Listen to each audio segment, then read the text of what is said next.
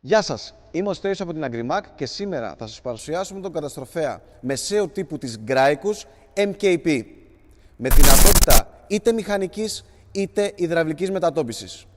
Ο καταστροφέας MKP της Graicus διαθέτει Comer Group TAF 311 Ιταλίας με καστάνια, SKF Roulemán, 4 λαμαρίνα στο πλαίσιο, 6 η πλευρική, 800 γραμμάρια σφυριά, πράγμα που σημαίνει ότι ο καταστροφέας συνθλίβει χόρτα και κλαδιά μέχρι 5 εκατοστά.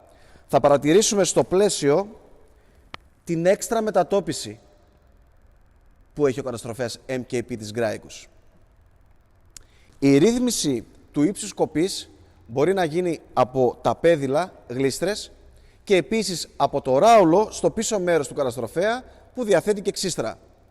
3 οδοντιοί μάντες με εξωτερικό τεντοτήρα. Το στροφείο του καταστροφέα είναι 108x8.